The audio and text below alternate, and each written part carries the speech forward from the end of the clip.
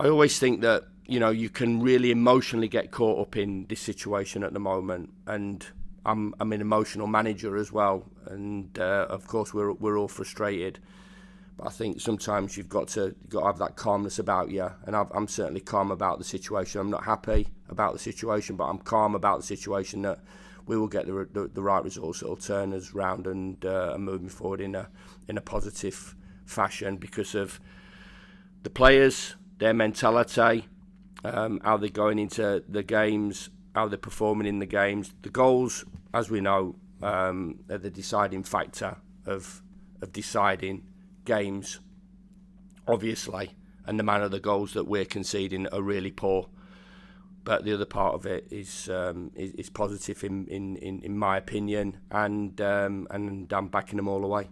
How do they? This almost sounds like a stupid question. I know I've asked it before in different places, but how do you coach out either themselves or in training? It's a mistake. By its very definition, it's a mistake, and alleviating that. Repetition, coaching situations, coaching scenarios.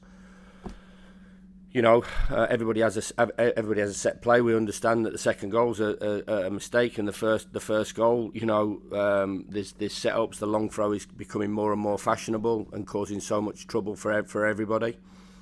Coventry City are this team that's which they are. They've got some really good quality at the top of the pitch and got good control in games. This team that are a really good footballing team, and they won the game. They basically won the game through a mistake of ours and a long throw that we've not dealt with.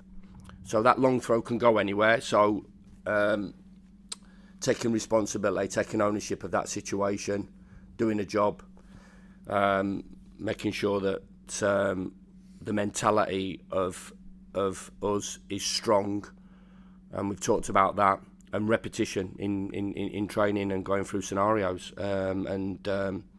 it's in our head at the moment a little bit because of the timings of the goals. I think that's 7 goals that we conceded just after half time, so we have to get over that and that challenge, and there's always different hurdles that get put in front of you, and at the moment that's a challenge, that us conceding really poor goals. And if we get that right, as I've said, I'm positive that we can turn our season around. Harmer, Chong and Arblaster all at once. Are they still on track for their returns? Yes. Delighted to see Ollie back training in the manner that he's training. I think everybody's given everybody a huge boost. Gus will be back in training on Monday, and so we think with Chongi might be a week later, so it'll be touch and go for him with the Sheffield Wednesday game. Ollie will obviously want to play in that Sheffield Wednesday game. Gus wanted to play in the Coventry game. We'll definitely be ready for the Sheffield Wednesday game. So big players back for us, big players that can have an effect on the team, and delighted that the progression that they're showing. You tweaked the formation the other day. What food for thought did that give you? Might we see that in the weeks ahead? Every challenge, every team that we play against, we do our analysis on them in terms of how we can find better ways to win games of football. And this is not a deflection of any sort whatsoever. I think you understand where I am, and I will, talk about it, and I've talked about it at length. Tactically, nobody's opening us up. Coventry didn't open us up on Tuesday night tactically. They scored 2 goals from set plays. That's, from our point of view, dealing with that situation. Neither did Derby, neither did Preston. So over those last 3 games where we've lost all 3 games, nobody's done anything spectacular on us tactically, that's dominated us tactically. We're always looking for tweaks, as everybody else is looking for tweaks on us. And maybe people will look now and go, our Achilles heel is a long throw or a set play, and we have to get over that and deal with it. But the process of the game, the numbers that we always talk about statistically are improving. But as I've said all along, ultimately, the biggest target is for us to win games of football. I don't think we're a million miles off. I really don't. And as I said, the attitude of the group, they're not going under. 3-2 down. In a way, and I talked to him yesterday about it. In a way, they're doing the hard bit. They're doing the hard bit in terms of recovering from disappointment, recovering from being 3-2 down, recovering from being, 1-0 down at home to Derby, 2-0 down with a ridiculous situation, 3-0 down with an even more ridiculous situation in the penalty that was given against us, and then trying to fight the way back into the game, going 1-0 up, and deservedly so in my opinion. We were just a little bit disappointed that maybe we didn't stretch that lead at half time. And then all of a sudden find themselves 2-1 down against an incredibly positive home support. They got an opportunity of going back to the top of the division, everything against us, and then come roaring back as well. So they're doing the hard bit, the pretty straightforward bit, which is controllable and we can sort out. We need to, and we can, through what we talked about. So they're doing the hard bit. So the spirit and the mentality of the group is okay. Is okay to good. If it wasn't, I would say it. If it is, I would say it, and it is, and that's why I'm positive about what we can do and what we can achieve. Of course, getting back to winning ways is the crucial one and the key one. Yeah, and from a psychological perspective, and we all like to read into going into an international break on the back of a win and how much easier that makes life for all concerned. It just seems a bit more important with this one tomorrow. Well, going into the next game off the back of a win is huge. So that doesn't change, and nothing will change from that attitude. As I said, we can look back and we can all have a view and have an opinion about we should have done this, we should have done that, we should have done that 6 months ago, and that's happened, this happened. We're in the situation that we're in, and we've got to deal with it, and I've got to deal with it. And as I said, I'm not taking a wrecking ball to this. Of course, I should imagine there's regrets right the way through the football club, but we have to pull it all together. I always believe, and listen, understandably so, there'll be negativity around the place tomorrow, and I get that. And we have to own that and deserve it. Reading the piece by Martin Samuel, who's as you know, really respected journalist, and he was talking about modern football and how supporters turn up at home grounds now wanting to criticise from the off. I've got to say, I've never had that feeling at Bramall Lane. Never had that feeling. Listen, during, half time and afterwards, we've had that feeling. I get that and I understand that, but I've never had that feeling before a game. And where it happens, and it's getting more and more common around the country that's happening. But Bramall Lane has always been a positive place to play our football, and I'm sure our supporters will understand the situation that we're in and the help that the players need at this particular moment. If they were turning it in and they were shortcutting it, and I wasn't talking like the way I'm talking, then I would understand that approach. But they're not, and they need that little bit of help right this moment. And I'm sure if we get it right tomorrow, they'll be right behind us. So, thank you. Hi, Chris. Hi. You talked about there the mistakes that are obviously, it's not an ideal situation, is it? But just to turn it around a little bit, does it give you encouragement that the solution is in your hands, almost literally? It's not like you're scratching your head and thinking... That's what I just said. It's pretty simple.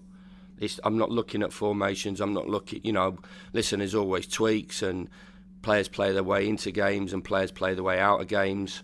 And that's a situation. There's always injuries. There's always players that we'd love to be back in the fold. The Blasters and the Hamers and the Chongs to give ourselves. We'd love Tom Davis to be fit, and being able to start games. We'd love the other players to be maybe from a physical condition be in better shape, but we're having to deal with that. We'd love to turn back the clock, of course. I think everybody in the club would love to turn back the clock to the start of the season, have another go at it, but that's not the case, and we have to deal with the situation that we're in. But it is pretty simple from my point of view. The mistakes that are costing us vital points. So We have to erase those, and you only erase it through a mentality and a repetition on the training ground and hard work. And we have worked hard over the last couple of days. We will work hard through the international break. There'll be no trips abroad or wherever, or players are going to be doing this and doing that. Yeah. Time is precious, and we have to work our way through it. And there's no magic wand to it. It's just hard work, recognising, realising, and without being disrespectful, I think everybody recognises and realises. Nobody's saying we're getting overrun. I don't think even you guys are saying, listen, you might put a different slant at it that we've had our discussions on and maybe our disagreements about. But I think everybody who knows the football understands that, we've gone toe-to-toe with the best team in the division. Yeah. If all the other stuff that people want to talk about and want to get emotional about and at times maybe lazy about, I can't do anything about that. What I can do is give my honest opinion on the team, and we're conceding too many really, really sore goals and poor goals, and that isn't really us. It wasn't us last season when we had the 5th best defensive record in Europe. We wouldn't have got that if we were conceding the goals that we are. So we have to work hard at it, and the other bits we have to keep going with. And trying to nudge that up as well. Just in terms of your messages to the players and the way you are with them around the place, do you have to sort of temper that in situations like this, maybe where you would ordinarily go a bit harder on them, come off a little bit, or go the other way? Is it a sort of balancing act? No, it's a balancing act. I think they understand me now. They're getting to know me, that I'm not a soft touch. If it needs to be said, it'll be said. But I'm a supporter of these players. I'm a supporter of every player that pulls a red and white shirt on. I'm a fan. Whether I've signed them or somebody else has signed them, or they've got to be a Sheffield United player, as long as they give me 100%. And I said that before the game on Tuesday night. You give me 100%, then we can work this out. We can work our way through it. I can accept it. I'm not happy about it. I'm not happy walking off on Tuesday night and going, well, yeah, we're all right. I'm an emotional manager, and we're all emotionally invested in our football club. So I'm not just going to take it lying down. But as I said, we sometimes have to be calm about these situations and recognise, what are the problems and what do we have to do to work on them. And if it is a change of personnel, I might have to change one or two. But I'm a fan of the football club, a massive fan of the football club, and I'm a massive fan of the players if they give me 100%. And there's been players at this club through periods of time that haven't given 100% and dipped the toe in. I'm not sure many of them have played in my time, because I don't think that I would have picked them if I thought that they're walking down that tunnel onto that pitch and are just going to cruise through a game and not be bothered and not give everything. So they're giving me everything. They're giving each other everything. And as I said, we just got to work our way through this little period. So I guess as a manager and a coaching staff as well, is this the time to really sort of not double down, but sort of focus on what because there'll be people chirping in your ear, wanting saying, do this, do that, change this, change that.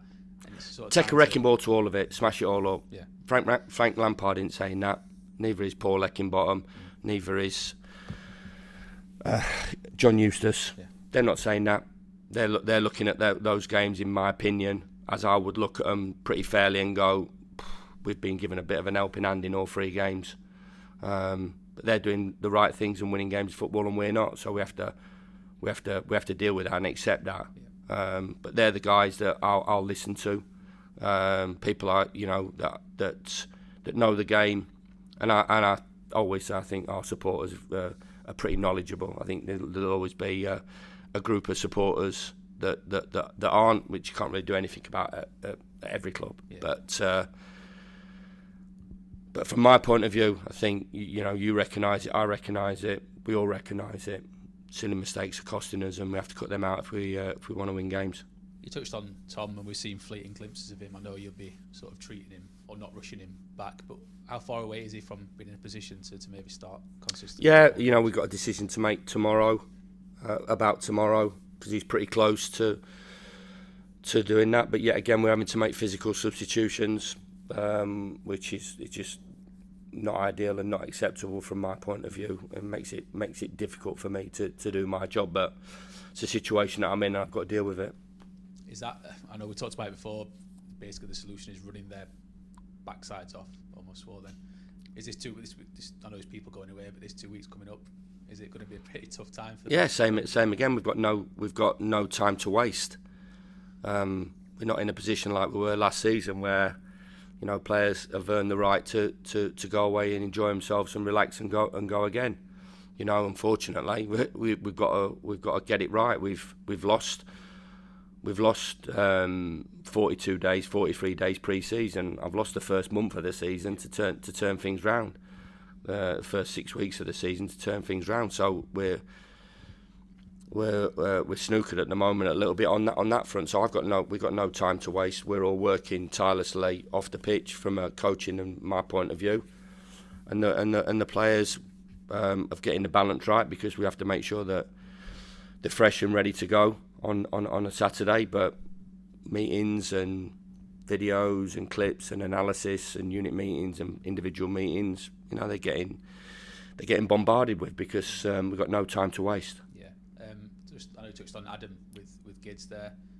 The life of a backup keeper can be a strange one at times, can't it? But I suppose these are the situations that you work Monday to Friday with Duke or whatever. This is what you do it for, isn't it? He's a good goalkeeper. He's with the national team. He goes away. He'll be away next week with the national team. So a situation might occur when they're playing in the World Cup qualifier. That might happen. It's just unfortunate. He understands that. He'll be disappointed, but he's got character. He's got strength of character. He's an experienced goalkeeper, and he has to come through it just as much as we all have to come through this period. That's how it is. He's well respected. He's a good goalkeeper. It's difficult when you're playing number two to somebody who's been really, really good for us. But these are the moments where Davo's got to come in and show what he's about from a quality point of view, from an ability point of view, character point of view, experience point of view. As I said, I always think, when I look back and assess it, it is, we're working away with Michael right the way through the half-time period to get him back on the pitch, and then sort of we're going into the last sort of 2 minutes of it with a conclusion that he can't carry on. So all of a sudden, Davo's got to go into battle and hit the ground running. So that, and as I said, usually when something unfortunate happens from a goalkeeper, usually ends up in the back of the net, and that's what happened. But he's no hiding place for him. He's a big, strong character, good boy, good, likeable lad, good pro, and starts tomorrow. Then I've got no problem. That's the reason that he's part of the goalkeeping group. Yeah, actually about Siddy, he goes into this game on 4 bookings with quite a big game after the break, but you won't want any sort of changing his approach, will you? He's been on 3 or 4 bookings now for the last 3 games, I think. I've got to say, and you asked the question about Siddy, about, I don't know if it was you or I don't think it was you, Gids, in terms of does he need to come out of the team. I think for a young player, what you can't ever criticise or doubt is his character right the way through knowing him as an academy player to when he started getting involved with the first team, to when he played last season, to the mistake he obviously made. There's no hiding place for that boy last Saturday at 3:50 or whatever it was, when he made a mistake that I would say that he won't make. He might not make again in his career, because I think that every situation that he'll be in now, just after half time, Derby at home, he'll have in the back of his head. Yeah. So he won't make that mistake. And I thought the way he got on the ball and handled the ball and tried to drive his team forward, he's in there with young players as well. He's not got a senior player alongside him. Gyro, we're trying to get up to speed. He's not got Tom Davis. He's not got Vinny in there with him. He's not got other experienced players in there. He's a young player in his second season as Championship football. He got exposed at the start of the season, so he come under fire a little bit, it's quickly how people changed their opinions on him. He's with the national team at England under 21 level. He's playing a part in that, and there's some really strong competition in that group of players. Those caps don't get handed out, and he's a big player for us. So another one that has my full backing. And I thought, as I said, his attitude after. There's a lot of players that would have gone under because it was a tough place to be because we're 2-0 down in a big game. Then we go 3-0 down quite easily. He could have gone under, but he didn't, and I'm not sure he'll ever go under because of his strength of character. He might make mistakes. Young players make mistakes, and he might make another mistake, but he'll come roaring back. Yeah. Just finally from me, one for the international break. Are you still looking to add to the? I know you added a new coach recently, and Gary McSheffrey's sort of been around the place, hasn't he? But are you looking to add to that department anymore, or is that how you see it now? Why would we? No, I was wondering if you. I think at the time you said that you might look to add to the group further. No, there's no reason why. It's an experienced group. It's got young and youthful ideas on its side. Yeah. With Gary coming in, who's been a manager and a coach, and Michael and Mickey in there as well. So we're happy. We're happy with the setup. We're happy with the process. I work with an unbelievable, committed group of staff that are trying their utmost to help the players. So, and obviously bringing Guy in as well. So, we're happy with the staff and the way we're trying to prepare the players going forward. Cheers.